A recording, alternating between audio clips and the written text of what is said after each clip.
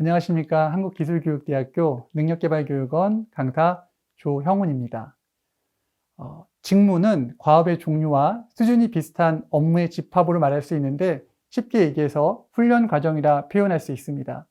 직무를 추가한다는 것은 훈련 과정을 개발을 완료하는 또는 개발 중인 기업이 기존에 했던 과정의 별개로 NCS 기반 자격명, 수준, 모듈 조합이 다른 훈련 과정을 추가로 개발하는 경우를 의미하는데요.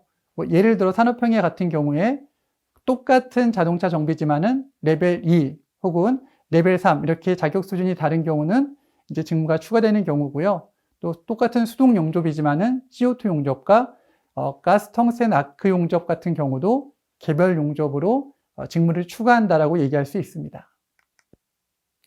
직무를 변경하는 것은 훈련 과정 개발 시에 기업의 요청 등에 의해서 당초 학습기업 지정 시 정한 직무명과 수준을 변경하는 것을 의미하는데요. 훈련 과정을 개발하는 중간에 예를 들어서 기업이 어떤 요구라든가 상황에 맞지 않은 경우에 변경하는 것을 의미합니다. 훈련 과정의 개발은 일반 인정, 변경 인정, 연장 인정으로 크게 세 가지로 나누게 되는데요. 일반 인정은 신규로 과정을 개발하거나 추가 개발하는 경우에 해당이 되고요.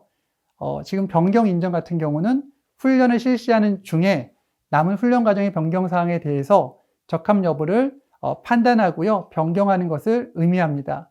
다시 변경 인정 안에는 변경 개발, 과정 연계, 단순 변경으로 나눌 수 있는데 변경 개발은 훈련을 실시하는 중간에 중도에 변경하는 것을, 내용을 변경하는 것을 의미하고요.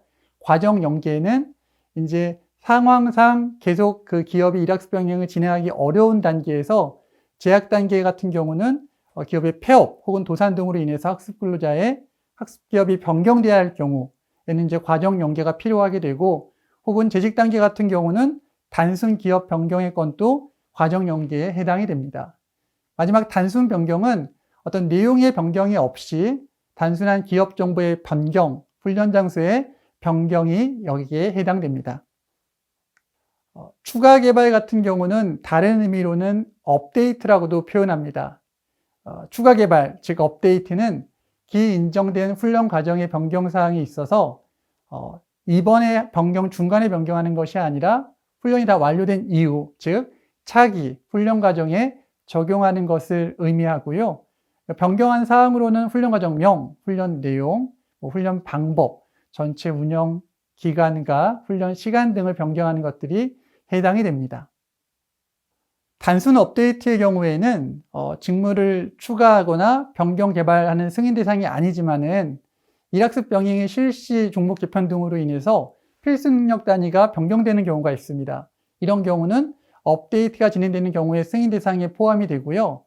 또 현장 심사 대상이 되는 직무 추가 개발 및 변경의 경우가 있는데 예를 들어서 과정 개편 등 실시 종목 개편 등으로 인해서 필수 능력 단위가 변경되거나 혹은 공동훈련센터라든가 운영기간이 변경되거나 종목 등이 변경되는 경우에 등에 있어서는 현장 심사 대상이 되는 직무 추가 개발이라고 보시면 되겠고요.